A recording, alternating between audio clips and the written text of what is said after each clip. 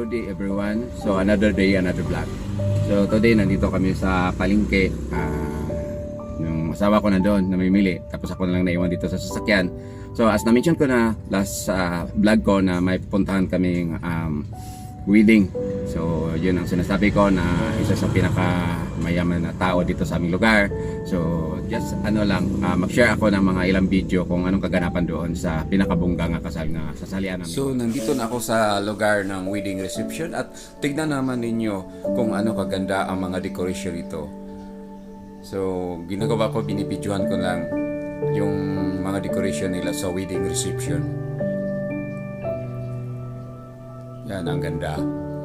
At dahil natutuwa ako or nagagandahan ako sa lugar, kaya nagsilpi-silpi na lang ako dito sa wedding reception na dito sa hotel. So dito banda, pumasok ako sa likurang bahagi ng kung saan kami kakain mamaya. So doon nabidyohan ko, tapos binibidyohan ko rin itong building ng hotel, tapos nabibidyohan ko rin yung mga nakikita kong mga tilapia, na ang dami ng tilapia nandun. Pwede na itong kakainin siguro. So ito na, pumasok na kami sa loob. Yan na. So dahil hindi ako masyadong sweeto dito or may alam, so tatanong ako kung anong kinakailangan makapasok. Kaya sinabihan ako ng receptionist na pilit na lang daw kami kung saan kami upo, dito ba sa harapan or sa likuran. So naisipan namin doon sa likurang bahagi kasi malapit sa kung saan nakalagay yung mga pagkain. Ayan, tapos natutuwa din ako, nakinig ng ang tawag yun, karotot sa Bisaya pa yun. So dito sa pagkakatawa ko na amis ako dahil ang ganda sa loob. So hindi ko mapigilan nag-video. So kaunti pang tao kasi kami unang pumasok sa venue kung saan kami kakain. So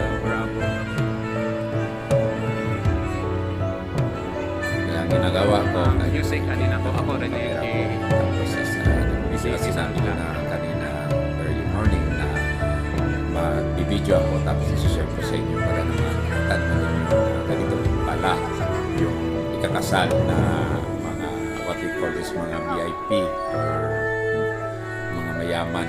So this is my experience in this wedding, which is kasama ko yung wife ko, tapos isang mga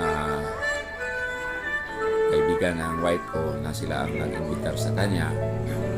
At ang sabi pala niya, yung mismo yung bride at saka groom yung nag-invite sa wife ko, pinuntahan siya sa kanyang office. Kaya pala siguro may linilihim itong asawa ko na siya, isang maybe CEO yata. just a question lang yun, kasi nagtaka ko, bigla na lang akong sinama niya dito. Kaya ang ginawa ko, kaway-kaway na lang. So kahit nahiya man ako ang ginawa ko naman is pinipigilan ko yung mahiyain ko talaga. So ang ginawa ko na lang is nag-video na lang kasi wala na akong masasabi kasi sobrang ganda ng decoration, yung mga bulaklak, presko na presko, hindi plastic. So according to them na sobra daw laki yung gastos nitong wedding na ito. So at least may experience naman ako sa ganitong klase ng wedding.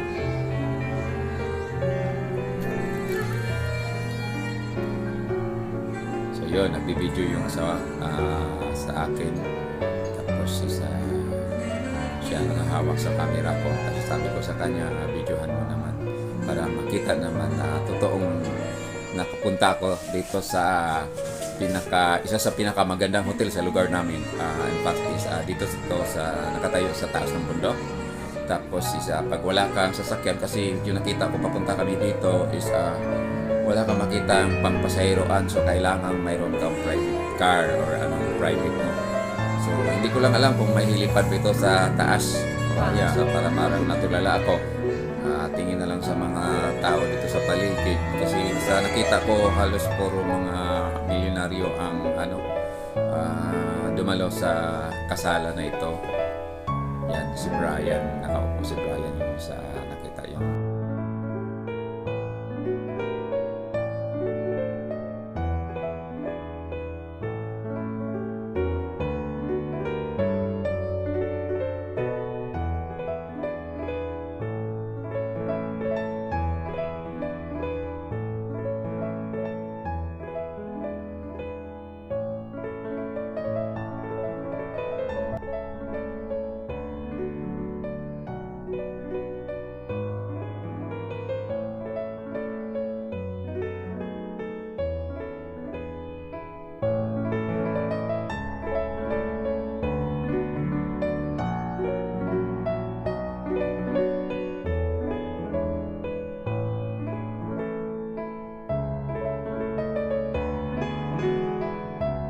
Sheena Agravina.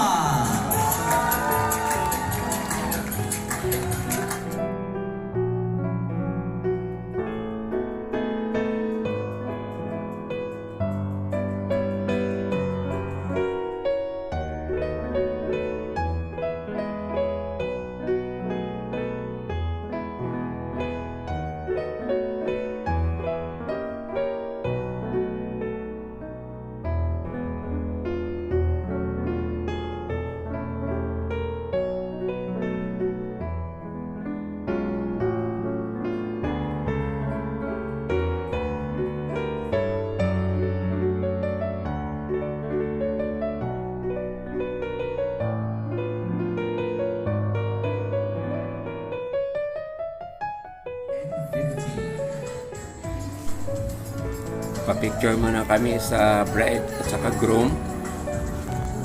Then, bago kami kumain.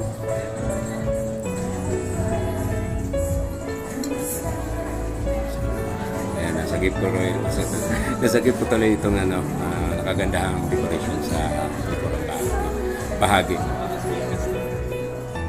So, ito na yung pagkain nga nakuha ko doon at saka yung toasted bread, lettuce, tomato, yan, tinuturo ko, tomato tsaka carrots, then mayonnaise. So, ito lang kakainin ko for this dinner kasi nag-gita ako.